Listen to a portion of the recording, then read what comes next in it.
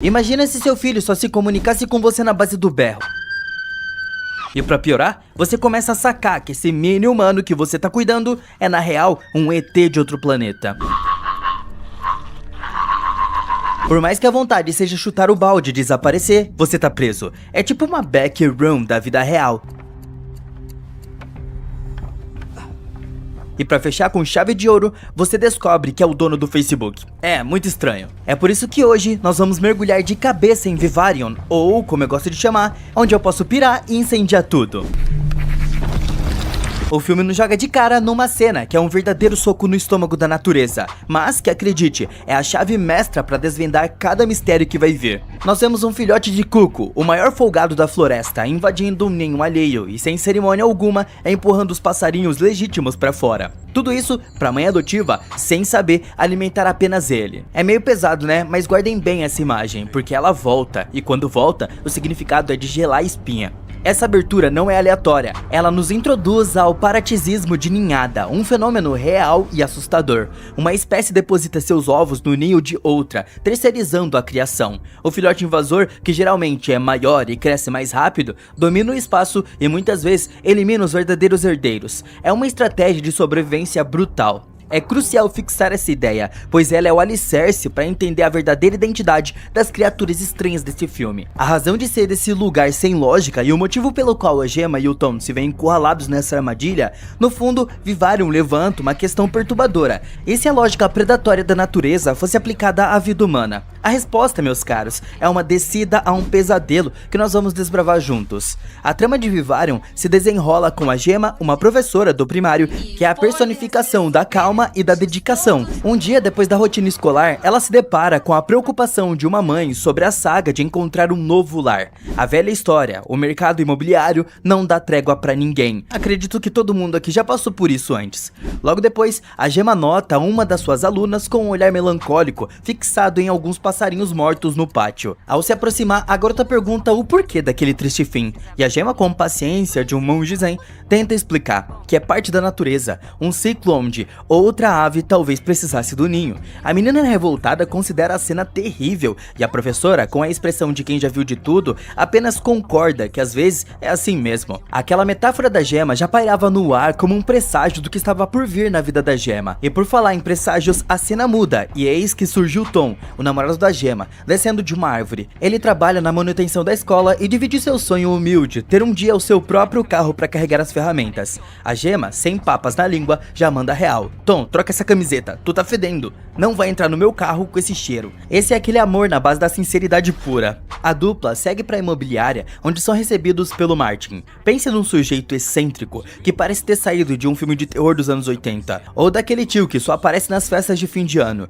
Ele tenta vender o paraíso chamado Yonder, um empreendimento que, segundo ele, tem tudo que vocês querem e precisam. Ele joga um papo de que é uma comunidade diversa, perto, mas longe o suficiente. Uma fala que nós conhecemos bem em panfletos de condomínio da vida real. A Gemma, movida pela curiosidade, decide topar a visita, mesmo com o Tom demonstrando certa relutância. Com as chaves em mãos, o Martin os guia para um complexo suburbano gigante, onde cada casa é uma cópia exata da outra. E o céu? Gente, o céu é absurdamente estranho, com nuvens tão perfeitas e idênticas que parecem desenhadas ou replicadas digitalmente. É como se estivesse dentro de um cenário de filme, daqueles que te faz pensar, será que eu tô no show do Truman ou num jogo estilo The Sims? Essa primeira impressão de artificialidade já acende um alerta. O que tá acontecendo ali não é natural. O Martin os conduz para a casa número 9 para um tour completo. Na cozinha, um presente peculiar, uma garrafa de champanhe e morangos embalados, um agrado que mais parece uma armadilha. No quarto do bebê, que já tá pintado de azul, a Gemma choca um pouco. Ela pergunta, ué, por que estão assumindo o gênero do meu futuro filho? Posso ter uma filha, ou um filho que se identifique como um frango. O Martin pergunta se eles têm filhos, e eles negam, mas dizem quem sabe no futuro. E aí, o que ele faz? Simplesmente cai na gargalhada e some do quarto, deixando a Gemma e o Tom confusos, pensando, ele riu da gente? Por fim, ele os leva até o quintal, e assim que pisam lá, o Martin evapora, literalmente desaparece no ar como fumaça. Gemma e Tom saem em pânico para poder procurá-lo, mas não encontram nem o rastro dele, nem o carro. Sem ter para onde ir, a única opção é tentar voltar por conta própria. Eles entram no carro da Gemma e ela dirige, vira pra lá, vira pra cá, mas parece que todas as ruas são um looping infinito. Não importa a direção, o destino é sempre o mesmo, a casa número 9. O Tom, já com paciência esgotada, assume o volante, mas depois de horas e horas de direção, o resultado acaba sendo o mesmo, até a gasolina do carro simplesmente acabar na frente da casa deles. É noite, sem ter pra onde correr, eles são obrigados a entrar na casa, comem os morangos e bebem o champanhe que o Martin deixou. Mas a surpresa é muito desagradável, a comida não tem gosto de nada,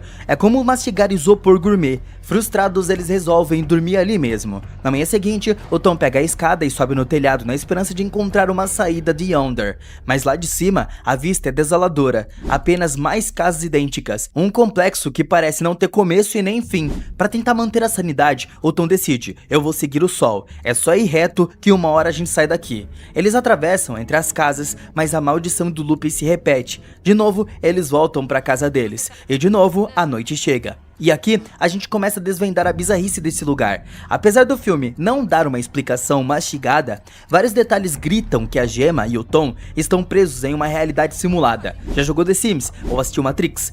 É exatamente isso. Mas aqui não é que eles estejam dentro de um jogo ou de um computador. Esse lugar parece ter regras próprias que não se aplicam ao nosso mundo. Repare nas nuvens, são todas muito parecidas, como se alguém tivesse dado um Ctrl+C, Ctrl+V. Elas não importam, são só partes do cenário. Na verdade, a única coisa que realmente importa ali é a casa número 9. Todas as outras servem apenas para completar a paisagem. É como se fosse um jogo. Você anda e volta pro início, caso você tente sair do mapa. E tem mais. Quando Tom joga a ponta do cigarro na grama, a grama se afasta de uma forma muito estranha, como se tivesse com medo do fogo. Parece até um bug no sistema ou algo que não estava programado para acontecer. A grama nem sequer queima, ela simplesmente recua sem saber como reagir. Mas a prova mais cabal de que essa é uma realidade construída é o fato de que, mais pra frente, o filho deles consegue manipular esse ambiente. Afinal, foram eles que codificaram ou construíram esse lugar. Enquanto a Gemma, em outro momento, apenas escorrega por realidades alternativas sem controle, o filho já adulto entende a estrutura e consegue manipular ela. É como se ela estivesse vendo várias instâncias ou servidores do mesmo pesadelo, onde outras pessoas estão presas em suas próprias versões da Casa 9. Então, voltando pra trama, depois de mais um dia de loops, uma caixa misteriosa apareceu na rua. O Tom tem uma ideia de colocar fogo na casa para fazer um sinal de fumaça. Ele fecha a porta e sai. Lá fora, a Gemma volta sem ter achado ninguém. Vendo o que o Tom fez, ela pergunta: por que tu fez isso? E ele responde para mandar um sinal de fumaça. Eles se sentam na calçada assistindo a casa queimar e virar cinzas e pegam no sono.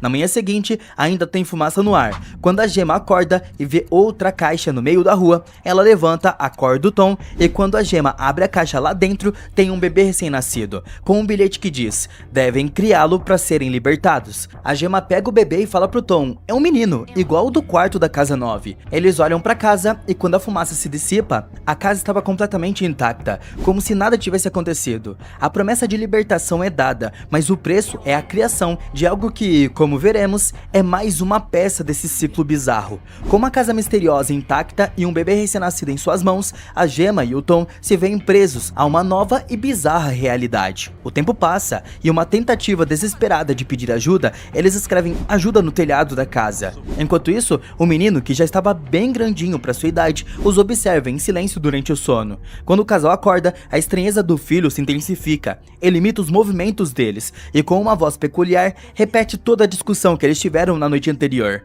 Sabe aquela sinceridade que a gente não pediu e só dá problema? Pois é, exatamente isso. Gemma e Tom, exaustos, só conseguem mandar um dedo do meio pro garoto, e ele, na maior inocência, ou cinismo mesmo, reage como se estivesse aprendendo. Ah, olha só como vocês fazem. E logo em seguida, ele começa a insistir para ser medido. Não em centímetros, mas pela quantidade de dias que eles estão presos ali.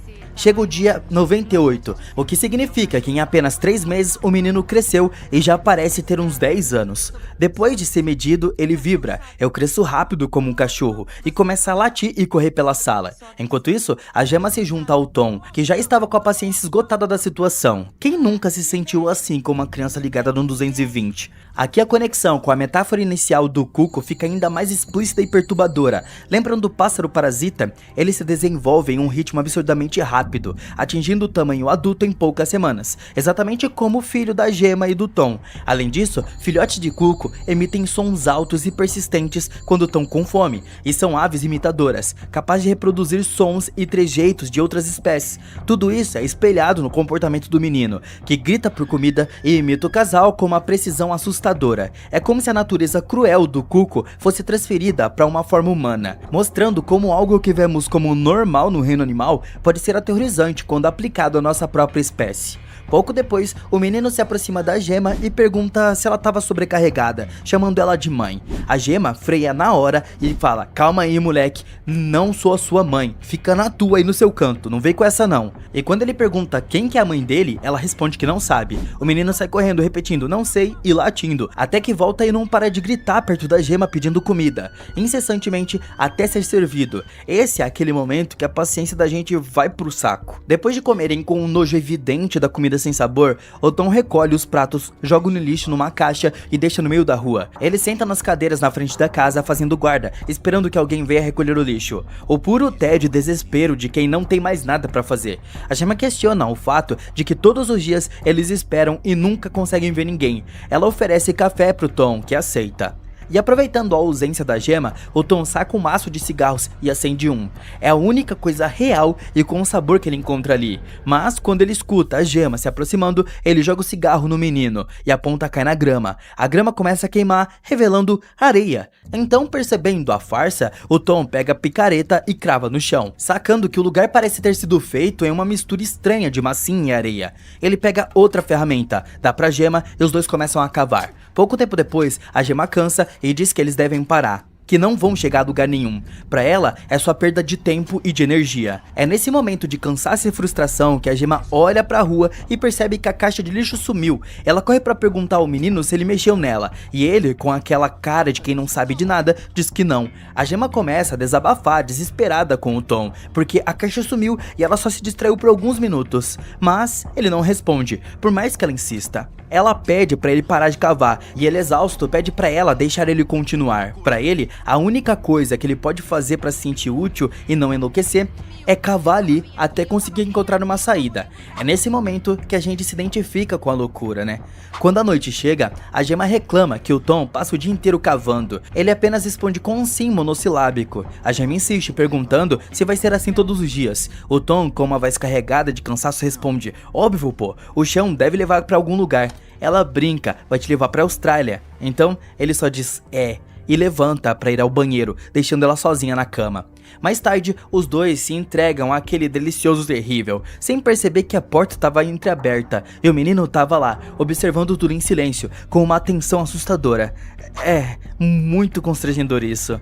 Essa rotina repetitiva e a falta de propósito são o cerne da crítica social de Vivarium, onde o filme usa o absurdo para exagerar e nos mostrar como a vida moderna pode ser um ciclo vicioso. O sonho da casa própria, a dívida que suga financeiramente, a rotina que esmaga, a busca por um sentido em atividades sem propósito, como cavar um buraco sem fim. São metáforas potentes. A comida sem sabor, a casa perfeita que se torna uma prisão, tudo isso representa a vida vazia e sem propósito que muitos enfrentam. É a armadilha do capitalismo, onde o sonho se torna um pesadelo e você se vê enterrado na sua própria cova. A cena do menino observando a intimidade do casal é particularmente incômoda e serve para sublinhar a total perda de privacidade e controle que eles experimentam. Eles não têm mais um espaço seguro, uma vida própria, tudo é monitorado, tudo é parte do experimento.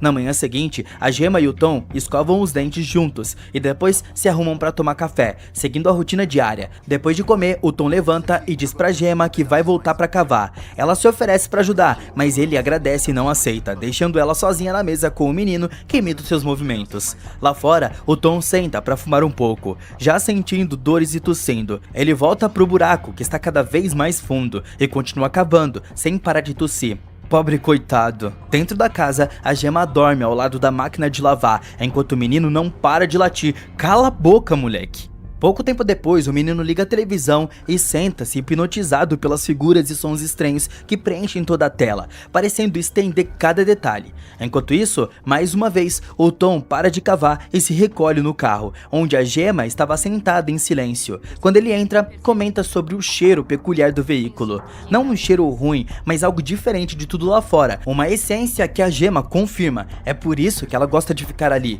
respirando fundo e fingindo que estava em casa, longe daquele lugar infernal. O Tom, ao ajeitar o banco, acaba ligando o rádio por acidente. Percebendo que a bateria ainda funciona, a Gemma aumenta o volume da música e, num impulso, desce do carro para dançar, estendendo a mão pro Tom e o chamando para se juntar a ela. Ele sai do carro e os dois se permitem um breve momento de diversão, um escape daquela realidade opressora. Mas a alegria dura pouco. São observados pelo menino, que começa a imitar os passos deles. De repente, a cena se transforma. O menino, com uma velocidade surpreendente, rodeia o Tom e abraça ele pelas pernas, derrubando ele, fazendo ele bater a cabeça na guia da calçada. A Gemma vai até o carro, desliga a música e as luzes, rindo ao ver o Tom no chão. Depois de ajudá-lo a levantar, ele, irritado, empurra o menino, que continua dançando. Esse comportamento do menino na televisão e sua capacidade de imitação não são por acaso. O filme sugere que ele estava aprendendo sobre a humanidade através dessa televisão, que exibe imagens distorcidas e repetitivas. A imitação dos pais, seja nos movimentos ou na fala, reforça novamente a ideia do cuco parasita, que absorve o comportamento dos seus pais adotivos. A violência inesperada contra o Tom, por sua vez, mostra o lado imprevisível e perigoso dessa criação, que já não se limita a apenas observar, mas começa a exercer controle e testar limites. A Gemma se aproxima e pergunta ao menino se ele estava bem, mas mesmo depois de ajudá-lo a levantar, ele continua dançando sem parar. Então ela o leva para o quarto para trocá-lo e coloca ele para dormir, explicando que eles não podem ficar juntos o tempo todo. Na tentativa de fazê-lo entender, ele não responde. A Gemma apaga a luz e lhe deseja boa noite, mas em um instante perturbador, ele a chama de mamãe. Boa noite, mamãe. A Gemma olha firmemente e, com paciência esgotada, grita: cala a boca, moleque, eu não sou a tua mãe. O menino se levanta e começa a gritar. A Gemma o sacode perguntando o que ele quer, até que ele não para de gritar e começa a repetir as palavras do Tom. Ela se vira e fecha a porta. Depois disso, ela vai até o banheiro e escuta o Tom tossindo. Ao sair, vai ao quarto dele e se deita ao lado do Tom, tentando seduzi-lo com beijos, mas ele a rejeita, vira as costas e fecha os olhos para dormir. A desconexão entre eles é palpável. Aqui a recusa da Gemma em aceitar a maternidade do ser bizarro e a repetição das falas do Tom pelo menino são cruciais. A criança que imita seus pais adotivos com todos os sentidos estava absorvendo não apenas seus trejeitos e gritos, mas também as suas frustrações e desespero. Ao reproduzir a fala do Tom sobre o ato de cavar, o menino mostra que estava mimetizando o desespero e a busca sem sentido por um propósito. A cena da rejeição do Tom e Gemma, por sua vez, simboliza o esgotamento total do casal, não só físico, mas emocional e sexual. A vida deles estava se esvaindo, sugado pela rotina e pela presença parasita, sem um espaço para intimidade ou afeto. Na manhã seguinte, o menino anuncia: bom, é hora de começar a gritar, e solta um berro que funciona como despertador humano, só que muito pior. Obviamente, isso os acorda, e assim começa um novo dia de pesadelo. Como eu sempre digo, nada que uma bicuda não resolva. Eles escovam os dentes e a Gemma tenta interagir com o Tom, mas ele a ignora novamente, apenas terminando de se arrumar. Mais tarde, enquanto o Tom toma café da manhã em silêncio, a Gemma pergunta ao Tom se ele vai voltar a cavar, e ele diz que sim. Mas quando ela pergunta se ele sente algum progresso, ele se levanta e diz que é melhor começar a sua tarefa, deixando ela sozinha mais uma vez. A rotina se impõe e a esperança de uma saída estava cada vez mais distante. O Tom, cada vez mais obcecado por sua saída, continua cavando. Um dia, ele começa a escutar ruídos estranhos vindo debaixo da terra, uma espécie de promessa de que estava perto. Essa busca incessante por um sentido, por uma forma de escapar, mesmo diante do absurdo, é a metáfora da condição humana nesse pesadelo, a necessidade de encontrar um propósito, por menor que seja, para não enlouquecer. Dentro da casa, o menino, alheio de tudo, segue hipnotizado pela televisão, que exibe imagens e sons bizarros. O Tom desliga a televisão, irritado, mas o moleque, na maior cara de pau, liga de novo. A Gemma tenta intervir, educar, mas ele a ignora e liga a televisão mais uma vez, deixando-a impotente. Esse comportamento mostra o controle crescente do filho sobre o ambiente e seus cuidadores. A televisão não é só entretenimento para ele, é uma ferramenta de aprendizado e programação. Ele estava sendo moldado por aquele aquelas imagens e ao insistir em mantê-la ligada, exerce um poder sobre a Gemma e o Tom, que se veem cada vez mais desconectados e sem esperança. Na manhã seguinte, com o menino gritando incansavelmente, a paciência do Tom explode de vez. O que tu faria nessa situação? Deixa nos comentários. O Tom, cansado, atira a tigela de cereal na parede e, furioso, leva o menino pra fora, trancando ele no carro. A Gemma tenta intervir, mas o Tom a segura, exigindo que ela pare de agir como a mãe disso aí, porque isso não era dela, mas o instinto fala mais alto. Ao escutar o choro do menino, a Gemma pega a chave do Tom e o liberta. Ela o abraça, consolando e prometendo que o Tom não vai machucá-lo, enquanto o menino, sorrindo vitorioso, olha pro Tom. Ah, tá vendo quem ganha aqui? Eu mesmo, otário. De noite, o Tom continua sua escavação obsessiva, ignorando o choro da Gemma na cama, que se sente cada vez mais sozinha. Ele até encontra um saco com um corpo dentro, um presságio sombrio do seu próprio destino. Enquanto Tom adoece e fica cada vez mais fraco no buraco, a Gemma tenta um último esforço para o trazer para casa, mas a porta estava bloqueada pelo jovem que agora assiste televisão lá dentro, ignorando eles. Quando Tom finalmente sucumbe na calçada, a Gemma desolada percebe um bilhete na caixa. Devem criá-lo para serem libertados. A libertação para o casal significa a morte, após cumprirem o seu propósito de criação. O jovem, frio e calculista, coloca o corpo do Tom no saco e o joga no buraco que ele mesmo cavou. Desesperada, a Gemma ataca o jovem com a picareta. Ele foge ferido, abrindo o chão como se fosse uma massinha e revela outras casas 9, em dimensões variadas, cada uma com as suas próprias vítimas presas no mesmo ciclo. A Gemma, ao tentar segui-lo, é arrastada por essas realidades paralelas, vendo outros casais no seu inferno particular, até que é forçada de volta para sua própria casa. Cansada e sem força, a Gemma finalmente morre na calçada. O jovem, sem hesitar, arruma a casa, pintando ela, deixando impecável. Ele então se aproxima da Gemma e, com uma frieza assustadora, explica que ela cumpriu a sua função de mãe e não serve mais. Ele a coloca no saco, jogando ela no buraco ao lado do Tom. A grama volta a crescer, apagando qualquer rastro. Com o ciclo completo, o jovem pega o carro da Gemma e retorna à agência imobiliária. Lá, Martin, o agente bizarro, o espera, agora velho e à beira da morte. O Martin entrega sua placa e o jovem, sem qualquer emoção, o coloca em um saco, embrulha e o joga em uma gaveta. Agora ele ocupa o lugar do Martin, pronto para atrair as próximas vítimas, jovens casais sonhando com a casa perfeita. E é aqui que está a grande sacada de Vivarium. Tudo isso é um ciclo sem fim. Como diz Bad Bunny em alguma música por aí, porque isso é um ciclo e se não serve, eu reciclo. O filme não é apenas uma história de terror, é uma crítica mordaz à sociedade moderna. Aqueles grandes conjuntos habitacionais de casas idênticas, sem alma, que prometem um sonho, mas aprisionam em dívidas. A rotina que segue a vida, o trabalho sem fim para pagar as contas. Os pais que perdem a conexão com os filhos. O vazio de busca por um propósito. É uma distorção exagerada da nossa própria realidade.